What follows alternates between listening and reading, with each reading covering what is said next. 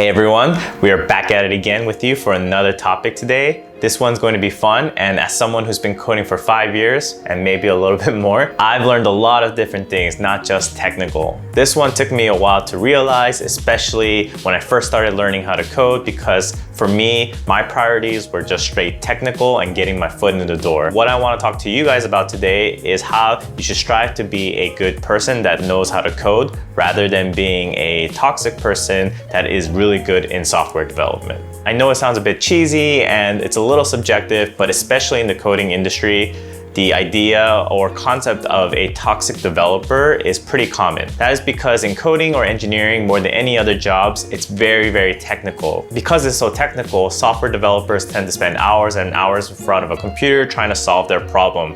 In a weird way, our brains are shifting towards like binary and conditionals. If this is valid, then do that, else do something else. It's this pattern of binary thinking that kind of leads to an adverse effect in the real world.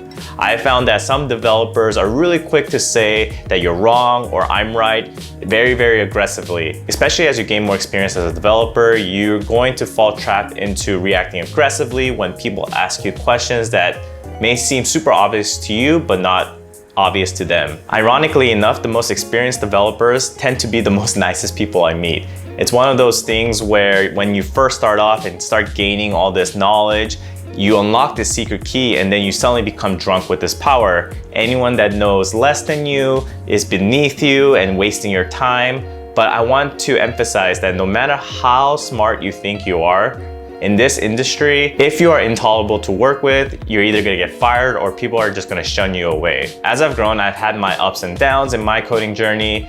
What helped me to go from a good software developer to a great one with leadership and skills is empathy and humility. When I interview junior developers or someone just coming out of a boot camp, of course you need to have some level of technical skills, but I'm not expecting you to save this company. What I'm looking for is someone that's eager to learn, very humble, and be willing to contribute to a team. I know for a fact whoever I'm interviewing for this kind of position will not be the most technically sound person, but the main priority that I look at is to make sure that is this person a good fit to work with us? Do I see potential for that person to help others once their skill level goes up as well? I've seen and heard so many stories about junior developers being super intimidated by senior developers because they're off-putting or make them feel stupid. Even if you feel like you're not at that level to do that to someone, you'll be surprised how much you've learned so far in your coding journey. There are going to be people who don't know as much as you, and they might ask you a few questions, and then you start to realize, hey, is my attitude being really good towards this person that wants to learn how to code? I want to emphasize again that no matter how much you've grown as a software developer, there's always going to be a lot smarter people, and there's always going to be people that may not know as much as you. This even applies to me. Even if I have coding differences or style disagreements, I found it so much easier to work with someone that I get along with. Someone that isn't dismissive and willing to hear your opinion is super important.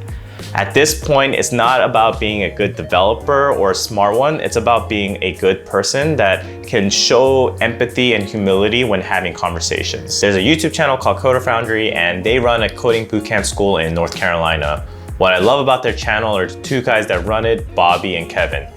I'm going to talk more about Bobby because he is a very experienced software engineer that really knows this space, and he is a huge advocate of C#. And although I don't plan on using C# anytime soon, what attracts me to his channel is their humility and honesty. They've convinced me through just various different videos that C# is a very, very important skill to have, and it is one of many different ways for you to land that software engineering job. As huge proponents of C#, they don't go about their business saying like, if you don't know C#, then you shouldn't be a software developer. If anything, it's the complete opposite.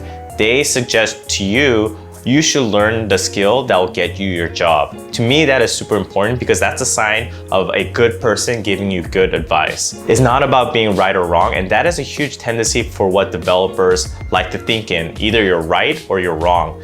But for good developers that have been in the industry for a long time, they know that making these kind of decisions aren't so binary and so 100% factual. It's about knowing the necessary skills that will help you succeed. I feel that being a good person will definitely help you go from a good developer to a great one.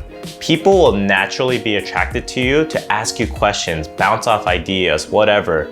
They want to hear your opinion because they know that you won't judge them for asking what might be considered silly questions. It's very easy to fall into this mindset of quickly judging someone based on their skills, like, oh, they're a waste of my time. But you need to break out of that mindset if you feel like you're falling trapped to it. As a team of developers, we're all just trying to get things done and build beautiful products. So for you, I would ask yourself, do you feel like you're being dismissive when someone asks you technical questions? Do you feel like they're silly or you don't have time for them?